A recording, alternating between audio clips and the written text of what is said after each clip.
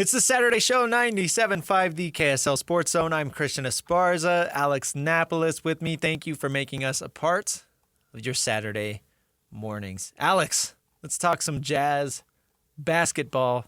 Let's do it, man. The season is nearing its end for the Jazz. Let's see, 4 games left. They play tomorrow at Atlanta. Then they'll host the Trailblazers. Then they'll host the Thunder. Then they will wrap things up at the Timberwolves by Sunday the 13th. So just over a week left of basketball. It's gone by so quick. It really has. But at the same time, it hasn't. Yeah. Yeah. I would totally agree. As far as where they sit record-wise, 16-62. They have sole possession of the worst record in the NBA. For all you sickos out there, that would mean a 52.1% chance at a top 4 pick and a 14% chance at the number 1 overall pick. Alex, we know what this has been from the very start of the season. They called it a youth movement. We know it's a tank. So this segment, I want to spend kind of talking about what our confidence level is with the state of the franchise after this season. You know, they basically handed the keys over to the young guys. 6 draft picks over the last 2 years. That's Taylor Hendricks, Keontae George, Bryce Sensabaugh, Cody Williams, Isaiah Collier, and Kyle Filipowski. And then you can throw in Walker Kessler, who was drafted 2 years ago. These young players have been seeing a lot of minutes, and it's all in the name of seeing what you got, seeing who's worth keeping around for the future. Not necessarily as building blocks. I don't think any of these guys have proven to be building blocks, but, you know, at the very least, solid rotational players to keep around, or role players, or whatever you want to call it. But let's start off there, Alex. What, I guess, is your confidence level after this year? Confidence level in the rebuild? Yeah. And obviously, I'll throw this out there as well. A lot of this hinges on where they draft in June, right? The lottery is May 12th. If they end up winning the lottery, it's a completely different conversation. I agree. Right? Yeah. But let's just talk about it right now. Right now, I'm giving it a B-. Okay. You think that's fair? I think B- is fair. I have a different opinion, but yeah, go ahead and explain. Well, I mean, because if we get to the point, like you mentioned, a lot of it, you know, comes down to the lottery. A lot of it comes down to where you're going to be drafting. And if for some reason the Jazz's weird luck that they've had in the lottery continues and they fall, then what was all of this for? Right. Why are we doing this? Why are we here? Obviously, the tune changes if you win the lottery at 1, 2, or 3. I think the tune completely changes. But if you fall to 4 or whatever, then it just feels. Why? Yeah. You know? Is 14% really that worth it? Apparently. Yeah, and I think the thing with the tank, it's a hard conversation there. I don't think they're maximizing their chances at the number 1 pick because obviously you can do that with the 1, 2, or 3, right? You have the same percent chance at the number 1 pick. I think they're losing as many games to raise their floor. Because with the worst record, you can only fall to 5. With the second worst record, you can fall to 6. Right. So on and so forth. And now, is there a big difference in the number 5 pick versus the number 6 pick and the player that you're going to get there? No, not really. But I think they're just trying to, you know, play the game. They're trying to outplay the game, I guess. But let's talk more about the players on the team right now, like what they have shown. What's your confidence level in this rebuild? I'd say a C+. Okay. Looking at what we've seen, and obviously it's hard because they're all young guys. You would hope that they improve, right? You would hope that this is not the finished product that we're getting on the floor. Obviously, out of the players drafted last year, so 2024, that would be Cody Williams, Isaiah Collier, Kyle Filipowski. I think Collier and Flip have showed the most potential. And it's hard to grade Cody Williams because he's not ready body-wise, physically. He's little. He is a kid out there playing, and I think that's very obvious. But it's hard to ignore some of the numbers that are getting put out there. Like, historically, this is one of the worst rookie seasons that we've ever seen. And so it's like, yeah, you see that, and it's like, yeah,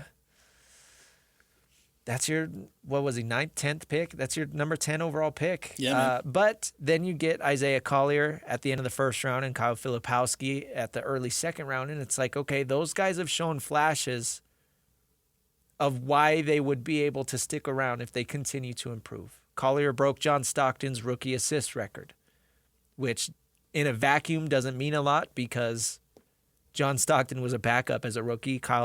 Isaiah Collier has been starting every game since December, right? But it's still hard to ignore that. It's a good accomplishment. great accomplishment. And not only that, I think it's very clear that he's improved as a rookie. Isaiah Collier playing in his most recent game where he had, 22 points, 0 turnovers. Much different Isaiah Collier than we saw at the beginning of the year. So you're seeing growth there. Kyle Filipowski shown a lot of potential offensively as a really versatile weapon. Defensively, he's okay, needs to get stronger, but there's potential. Then you look at guys like Bryce Sensabaugh, shooting over 50% from three since the All-Star break. That's value, right? Keontae George has shown the ability to put up numbers. Whether or not he can do that on a winning basketball team still remains to be seen. Again, it seems like anybody can come into the NBA and score 30 points nowadays. So I take those numbers with a grain of salt, but he certainly has ability. And then, of course, Taylor Hendricks didn't play much as a rookie, had his whole second season essentially wiped out because of the injury. Jury's out on him. But basically, looking at these 6 young guys, Alex, I really struggle with, okay, how many of these 6 guys, when the Jazz are a playoff team, when the Jazz are ready to contend and ready to take the step forward, how many of these 6 guys are worth keeping around? And it's like, to be honest, I'm not confident that maybe 3 of them at the most. Okay. Again, jury's out. I think Taylor Hendricks has a lot of potential still. I was really excited to see him. Rumor is he's added about 20 pounds of playing weight since his rookie season. He's allegedly going to be 100% by May. Should be able to fully compete in the summer league and things like that. So can't wait to see what Taylor Hendricks does. He brings a lot of interesting size and athleticism that the Jazz don't have right now. Kyle Filipowski could also fit that as well. And he certainly worked on his shot. Isaiah Collier as a point guard. He's got the size, he's got the smarts, and he's got the natural leadership. I think that's something that's been pointed to. So I think that's valuable. That's value that gets overlooked a little bit, is the in locker room leadership. But then it's like, yeah, Keontae George, has he really improved from his rookie year? And it's like, I don't really know if he has. And that kind of worries me a little bit. So essentially, when you look at 6 draft picks over the last 2 years and you're not 100% confident in any of them yet, it's like, yeah, what are we doing? If the Jazz don't end up with the number 1 pick in May, which there's an 86% chance that they don't draft number 1, Right. it's hard to feel really confident about this. It's like, yeah, how long is this going to last? And So that's where I'm at. and I'd it- say a C+. Right. And it feels like we're at a point where even if the Jazz do get the number 1 overall pick and they're able to bring in Cooper Flagg, how much longer before we stop calling it a rebuild? Yeah. Well, and that's the interesting part, is the Jazz still have so many assets, so many tradable contracts, but they also still have good players on the roster that we are hardly seeing right now because they're trying to lose games, right? We haven't seen Lauri Markkanen play at 100% in forever. We are hardly seeing Colin Sexton and Walker Kessler play because they have to be held out. They literally got fined for sitting these guys, for tanking. That's right. So yeah, that's the other part of it. If you do get Cooper Flagg, you can flip that switch really quickly. But it's not going to be next year. No, I don't think so. But they could if they wanted to. If something were to come available this summer, Let's say you already get Cooper Flag and then a trade becomes available for whoever. They really could if they wanted to. They have the assets for it. But again, there is the possibility of, okay, let's get Cooper Flag. Now next year, let's go get Cam Boozer or AJ DeBonsa or Darren Peterson or whoever. Right. So yeah, then you have your Jason Tatum and Jaylen Brown. But I don't know, just looking at where things are right now, I know there were a lot of Jazz fans that were upset that the Jazz didn't tank in the Wemby draft and that the Jazz didn't finish with a worse record last year as well. If you're 3 seasons into non-playoff contention and you have almost nothing to show for it, it's like, yeah, it's really hard to be excited about this rebuild. It is extremely difficult to be excited. This is just what I was thinking about this morning. I woke up and I was like, man, it's looking bleak. It is.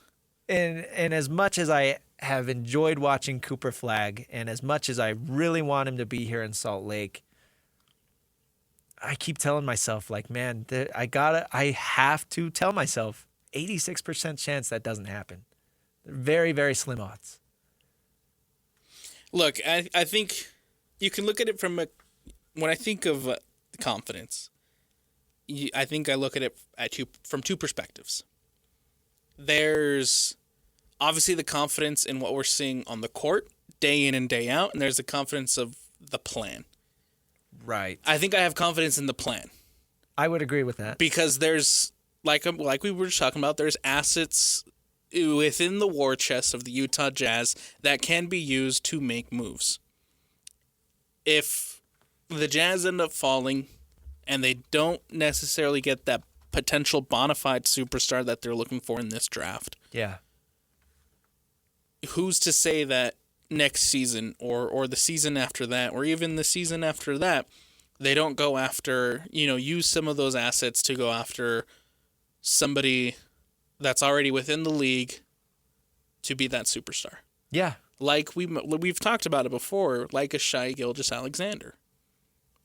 Now, I'm not saying they're going to trade for Shai Gilgeous-Alexander. Yeah, but you look at that trade, exactly. Right? The Thunder blew things up. Exactly. Traded for Shai and started the rebuild around. They already had all the draft picks, all the future draft picks.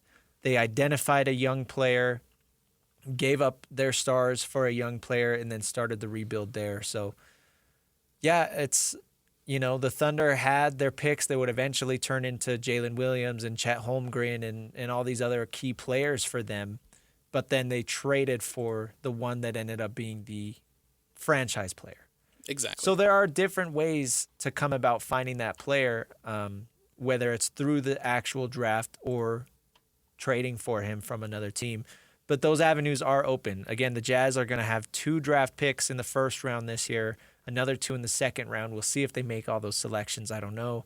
But then, they're going to have multiple draft picks basically every year for the next, 6 years? So as far as the plan goes, as far as the planning the rebuild goes, I still have confidence in that. There's still time. Yeah. There's still time.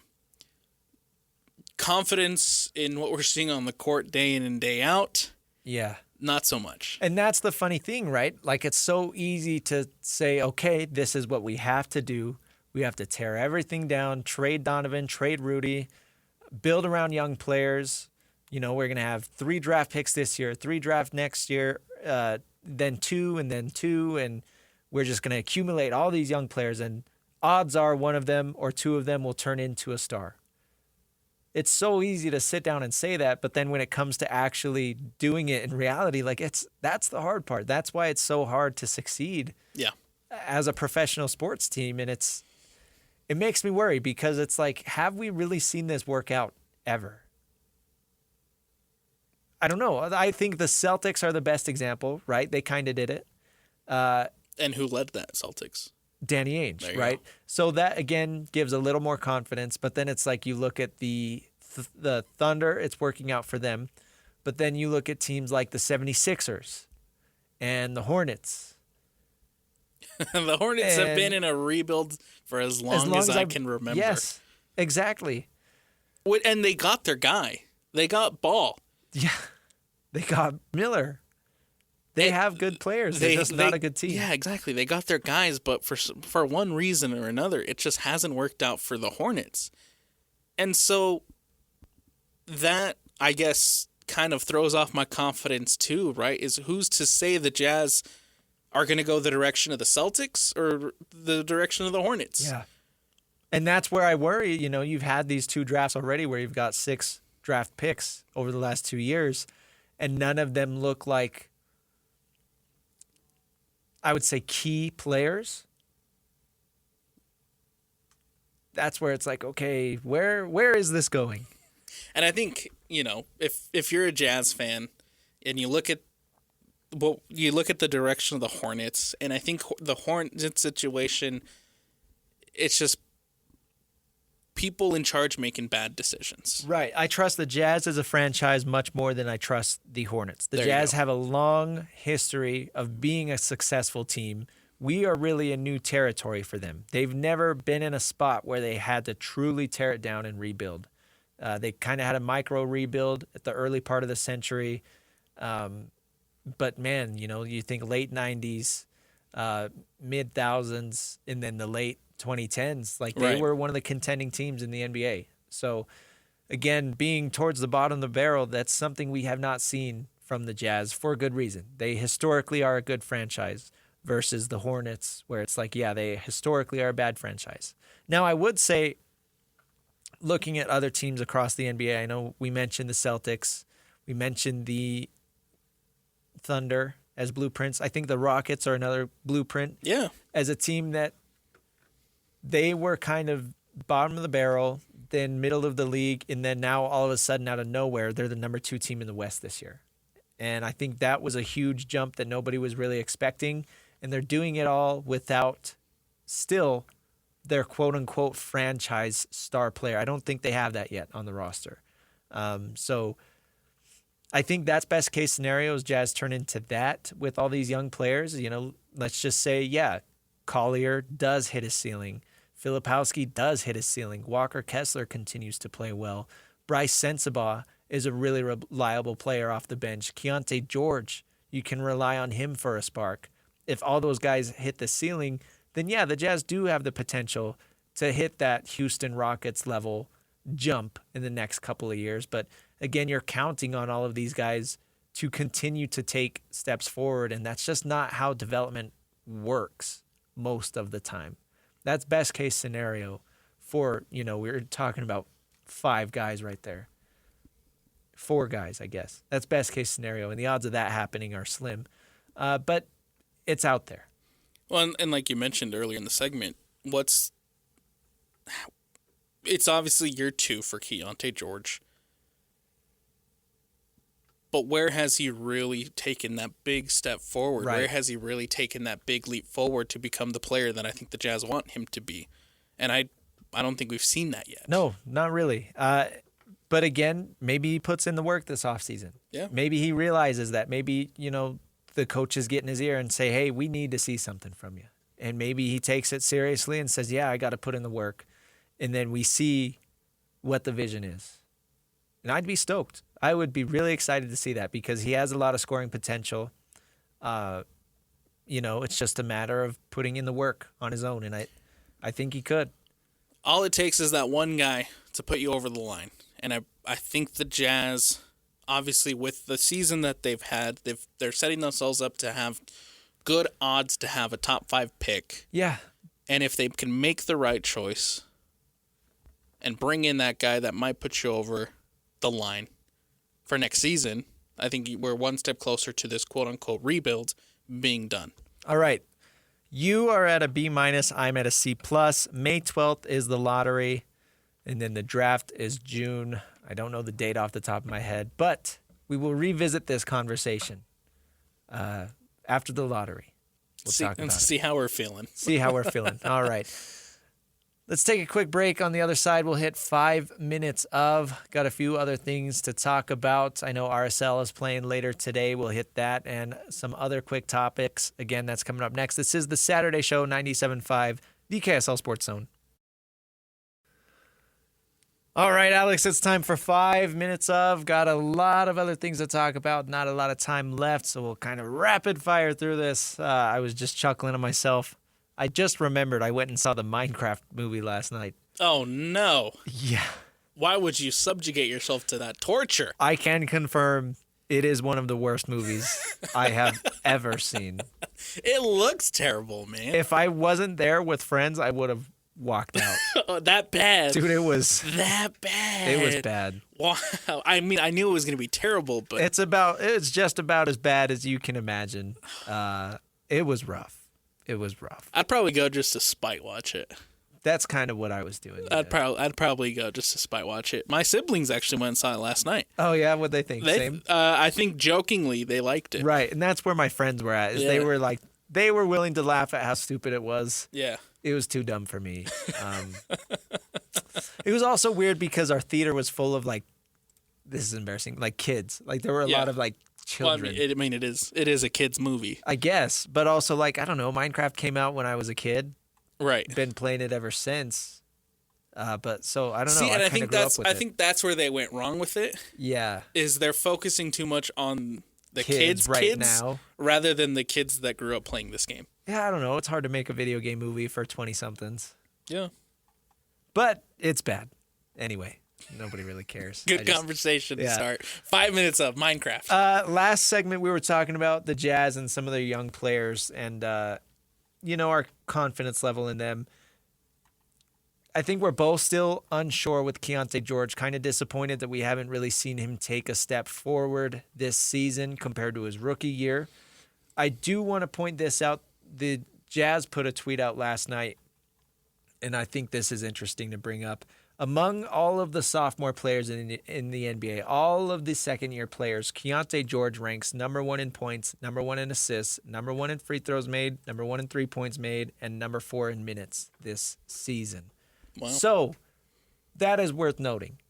He's clearly one of the better players from last year's draft, and I think we do got to give him flowers for that, especially being, a teens pick. What was he, number 16? So I don't think he was even a lottery pick technically. So got to give him a shout out for that. But still, I think it is totally understandable for us to both want to see a little more out of him next year. Maybe we just have our bar set too high. I don't think so. Maybe I do. I don't think so at all. All right, let's talk 5 minutes of now. Let's get into some RSL. They are playing today at home versus the LA Galaxy. They're back at home, back at America First Field. It's a little matinee kickoff, 2:30 kick. And I think this is both teams that need a result, man. This is the Galaxy are the defending MLS Cup champions, but they've had a really poor start to the year. They've yet to win a game in Major League Soccer play. For Real Salt Lake, coming off 2 really disappointing results, one at home, one on the road, scoreless in the last 5 halves of soccer. Yeah. It's been a rough go for RSL this year. Still trying to find their groove, still trying to find their identity, I feel like. Pablo Mastroeni joined DJ and PK yesterday, as he does almost every week, and he was talking about, still not having that identity. And last year, they'd go down 2 or 3 goals, and they would still have confidence that they'd be able to have the firepower to fight back and make a game out of it. But this year, it's they go down a goal or 2 goals, and they hang their heads. They're like, we don't have a way to score goals right now. And so that's what we're dealing with Real Salt Lake. But sometimes it can come out of nowhere. So we'll see if that's a spark that they can find soon. It's supposed to be sunny, low 50s, so it's a little chilly, but it's sunny at the very least. I would strongly recommend getting out to America First Field down in Sandy. RSL games, one of the better sporting environments that I've been to, especially here in the state. It's always a good time at the Riot, man. Yeah, love it. So we'll see. Again, that is a 2:30 first kick and then a 1:30 pregame show here on The Zone. You'll be working that. I'll be here. I'll be here producing it, so tune in. Yeah. Let's talk spring ball. Switching gears here in 5 minutes of spring ball. Has BYU wrapped up? BYU's wrapped. Right. They're done. but Utah's in full swing right now. Utah is in full swing. I saw our guy Steve Bartle putting out some tweets this morning. They must be scrimmaging or having an open practice because the media doesn't get to see a lot of practice now. But all things are sounding positive regarding Devin Dampier and that offense from Jason Beck, the new offense that they are bringing in. So there's a lot of excitement because Utah has not had a good offense in a couple years now, and it's something that they're going to need if they want to turn things around.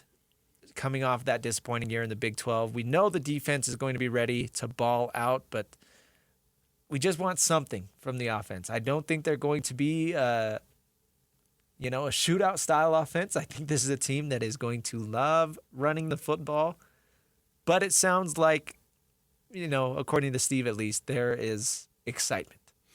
And it does seem like they're in a better situation when it comes to the quarterback room than I would hope so. Maybe they were last season. Yeah, because at the very least, first of all, you have Devin Dampier coming in, transfer from New Mexico, one of the best quarterbacks in the Mountain West Conference. I believe he won Player of the Year for the Mountain West Conference. Really dynamic on the ground. Not a huge passer, but he can when it's drawn up. But really, it's the threat of his legs on the ground that do it for you. And then, of course, coming with Jason Beck, the offensive coordinator from New Mexico, that's huge, keeping them together. So that's your starting guy. But at the very least, if he doesn't pan out for whatever reason, you've still got Isaac Wilson, who has a year under his belt. And I think has it come out if he's planning on redshirting this year? Haven't heard anything yet. It wouldn't surprise me if he wanted to redshirt. But I don't know. At the very least, he's there. But Nate Johnson is another player that's been making waves as an athlete.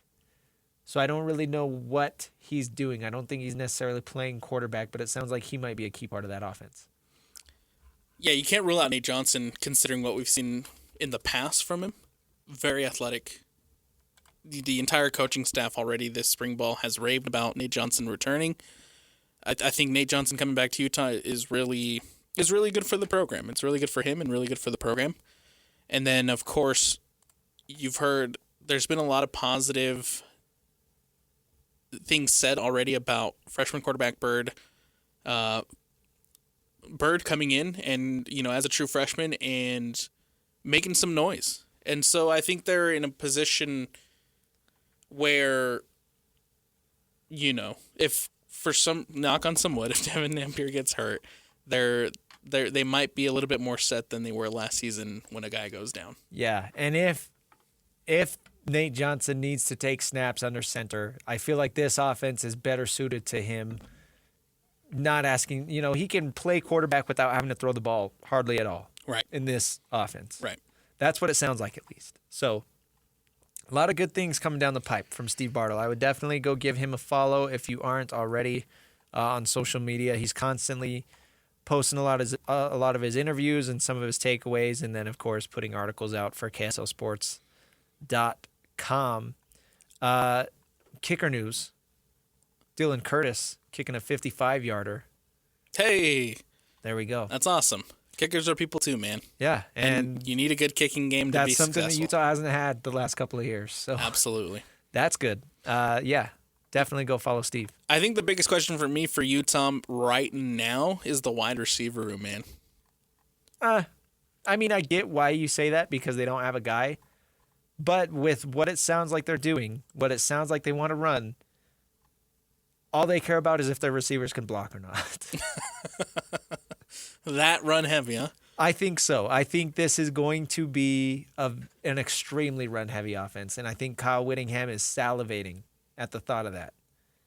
I think they surely have the offensive line to and do I'm so. not meaning that it's going to be boring. You can run the ball without being boring. I think it's going to be extremely dynamic and creative in the way that they design these runs and quarterback runs, but I think that Dampier's not going to be winning game. They're not going to ask Dampier to win games with his arm. I don't think so, at least. But, I don't know. We have an update here from Steve. Another great drive from Dampier, ending with a touchdown throw to Landon King. But on that drive, 10 different types of run plays, attacking inside and out.